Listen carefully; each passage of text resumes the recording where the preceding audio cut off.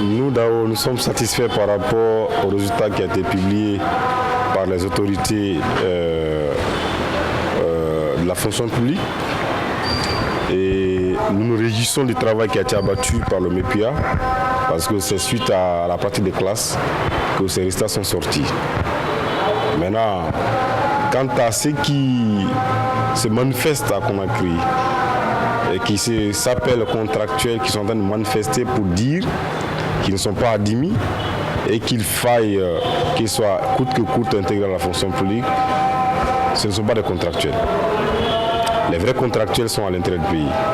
Ce ne sont pas des gens qui ont passé tout leur temps dans les écoles privées à Conakry et qui pensaient que ce processus n'allait pas aboutir et sortent après l'application du résultat pour se réclamer contractuel.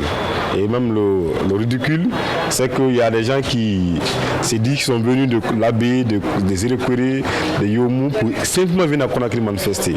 C'est vraiment ridicule.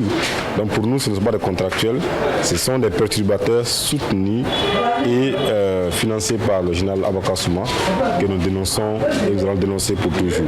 Il a fait une communication tout récemment dans laquelle il a demandé d'abord le rétablissement de ces contractuels de Conakry dans leurs droits en les engageant, et un second communiqué dans lequel il a dit que si ces gens-là ne sont pas intégrés à la fonction publique par l'État, il va perturber la rentrée scolaire.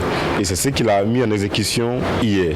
Donc pour nous, c'est la preuve éloquente pour dire que c'est lui qui est en train de soutenir des jeunes qui veulent saper la culture sociale en Guinée. Les contractuels qui ne sont pas admis, nous les connaissons, nous avons leur liste et nous avons commencé à faire des plaidoyers en leur faveur. Si vous avez constaté un peu notre sortie avec le ministre Sedi, nous avons fait des plaidoyers et dans le compte rendu du ministère de l'Éducation, ils ont mentionné que nous sommes venus là et nous avons fait des plaidoyers pour que ceux qui n'ont pas eu le concours soient pris en compte par l'État. En tout cas, de trouver moyen qui puisse les permettre, n'est-ce pas, de les mettre dans une condition pour qu'ils puissent travailler.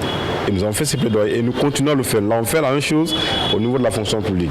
Et nous continuons à le faire. Mais ce ne sont pas des gens manipulés qui ont été pris dans les quartiers de Conakry et les périphéries pour envoyer devant la présidence pour dire qu'ils sont contractuels. Pour nous, ce ne sont pas des contractuels, ce sont des perturbateurs et il faut les traiter à la hauteur des forfaitures.